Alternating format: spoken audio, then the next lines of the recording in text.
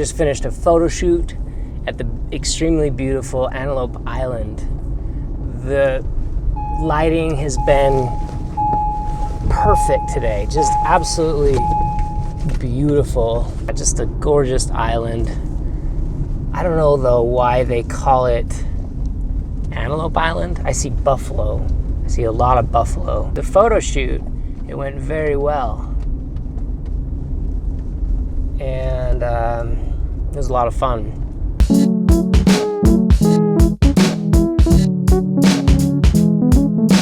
So I'm gonna try to go get a couple photos of some buffalo.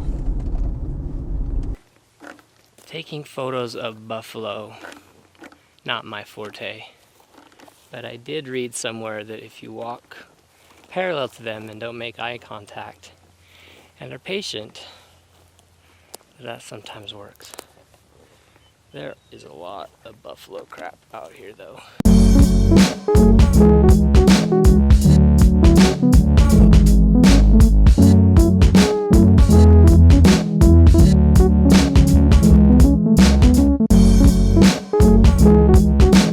Well, I got my shot that I wanted to get.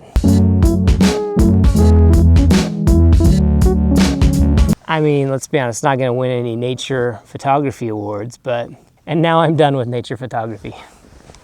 I need to go back and find some people. There's something though, that's been on my mind that I would like to speak to you about. The most important thing for me in these vlogs, the reason that I do them, is to inspire people to shoot. That's really it, to get you out photographing and maybe do some education. If that happens, awesome. I feel like I've been successful. But there's something I've noticed lately. It's a growing trend in people's comments. And it's a bit concerning to me. And I feel like maybe some of it might be my own fault. So I feel like I want to talk to you about it. But I'm also going to be taking some pictures.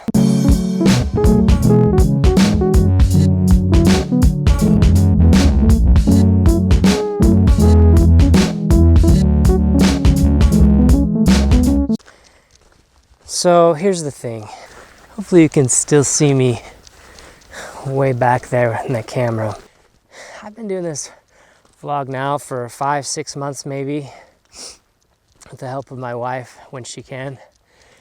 And a lot of you have been there most of the time, so that's awesome. Thanks for being part of it and supporting us. I mean, I know you don't watch for us. You do it because you get something out of it, and that's very fulfilling. And many of you have seen us go from shooting Canon products to Fuji. And a lot of people who follow us are actually here because of the fact that we shoot so much with the X-t2, because we love the X-t2. We get a lot of comments from people who are also Fuji fans, and that's cool. I think it's fun to be with like-minded people. But here's the thing. There are many others that are here because they've seen us talk about the X-t2 in our reviews, and they're thinking about getting it. And a lot of you who are looking at getting X-t2 are new at shooting, are beginning for photographers, as you've mentioned that you are. I want to discourage you from going that route. I don't usually take such a strong stance on gear. I think there's so much out there that's awesome, so much great gear.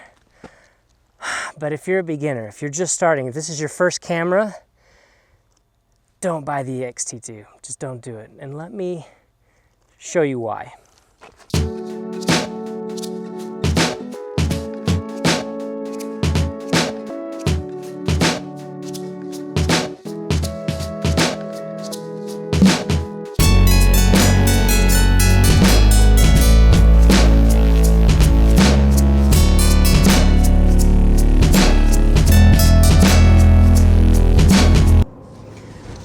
Fabrice, you wrote me and said, I was about to buy the Canon EOS M5, but now I'm really torn, thinking I might regret not spending the extra bucks for the X-t2.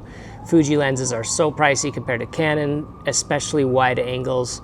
It's going to be my first camera, and I've never had so much trouble deciding on something in my life.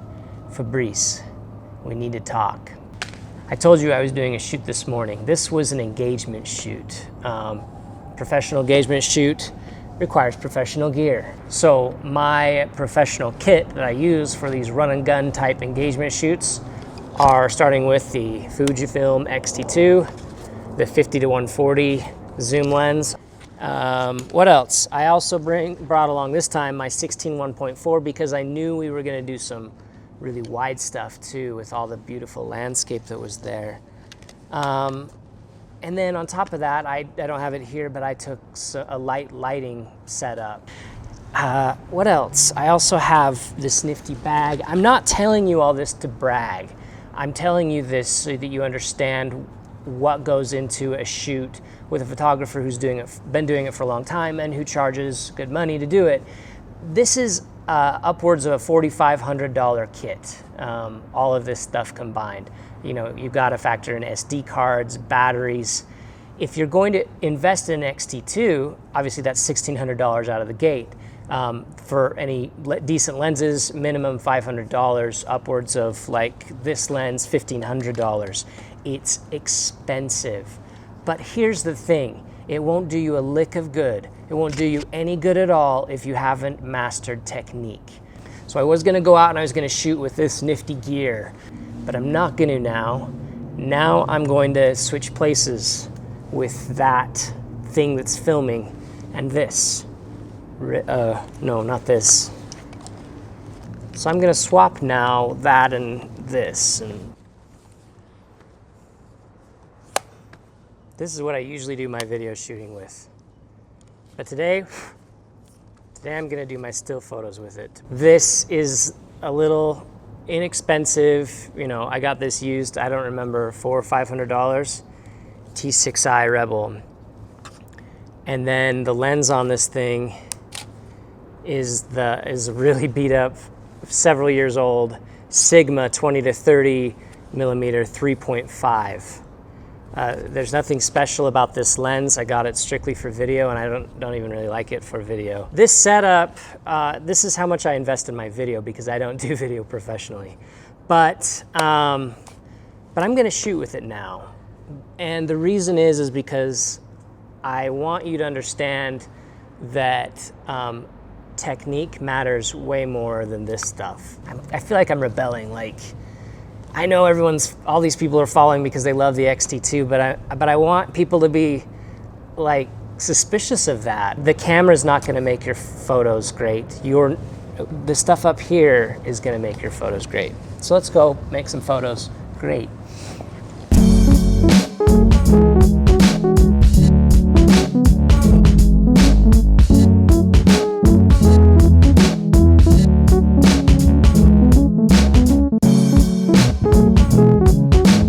Not a very busy day here on a Saturday, I guess.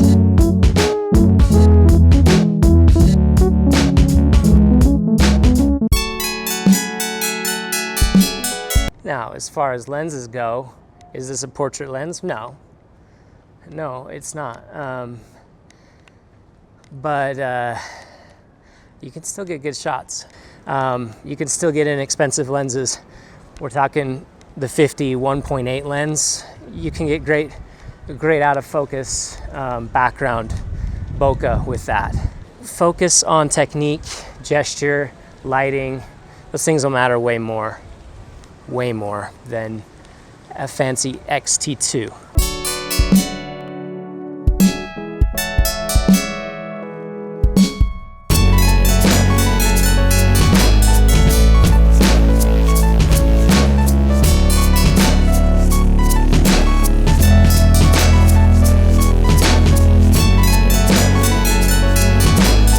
Well, I'm low on batteries and I'm low on time. Would have loved to stay and shoot more, but I think that I got a few good things. I enjoyed myself. The main thing that I wanted to show, hopefully I can show, That is, you can still get good photos even with cheaper gear. It's been fun to shoot with a little Rebel. I mean, I've never used this for anything but video up until now, but would I have any problem using it for still photography? Absolutely not. No problem at all. Everybody these days tends to just want to go big. They want to go for the big and expensive. I'm not saying don't buy the X-t2 if you've got the expendable income, or if you have income coming in for your photography to pay for it. I mean, by all means, don't misunderstand. But if you're just starting out and you're not professional and finances are tight, I mean, spend money on workshops, spend money on books, spend money on places, visit places.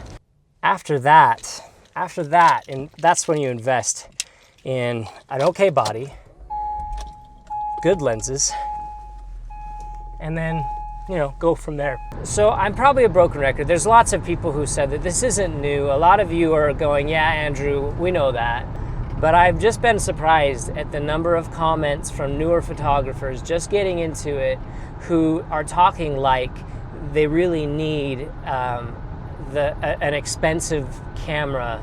I'll sum it up like this. If you were to take a superior photo, a very good photo, break it down into some sort of pie chart.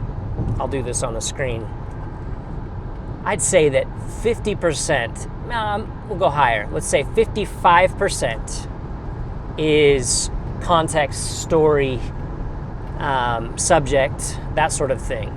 The stuff that makes the photo interesting. That's 55%, rough, maybe.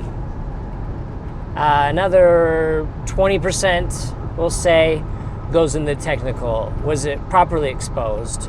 Was it in focus? Was everything in frame properly? That's probably 20%. Another 20% is, did it happen during ideal lighting? Was the subject lit well? Was it done at a golden hour, for instance, or at least not at the worst time of day in bad cross lighting? So that puts us, what, at 95%, if my math is right, which no guarantees there. 95% of a good photo is all of those other things. And 5% probably is your lens and body selection. And then let's say 4% is your lens selection, because lens can make a big difference, right? If you wanted something out of focus in the background or not. If it was so dark that you needed a fast aperture as opposed to a slower one, so that you don't have to have really high ISO, you know, maybe that's 3 or 4%. That leaves us like 1 or 2% for the body. Now, some of you might disagree, because you'll say, well, if you've got a really, really good body that you know well, then you can be fast and you can get shots you wouldn't have got otherwise. Maybe that's true to a degree, but I still put it at 2% max, because I feel like you can get to know any camera really well if you practice and if you get good at it, good enough to where you won't miss shots. Any camera that's decent. Depending again on the type of photography doing, there's very little need for a very, very expensive camera. Start on the low end, guys. If you're new into photography, start with if you need a full frame body, you need a full frame body, but maybe start with a Canon 5D Mark II. That's what I started with until I started earning money to pay for the gear through my photography, and I think that's the way to go. If you found this interesting at all, or something that you'd like to learn more about, I did another video not too long ago about how to make money in photography, starting with just a budget of $500. That's kind of a challenge that I would give you as budding or newer photographers. Try to set a budget and stay within it until you've mastered the things we've been talking about. So I'd encourage you to watch that video if this is interesting to you. I don't normally try to push my opinion on people, but I'm just worried about you. I'm worried about your pocketbooks, guys. It's because I love you that I'm telling you this. Anyway, I hope you got something out of this. later.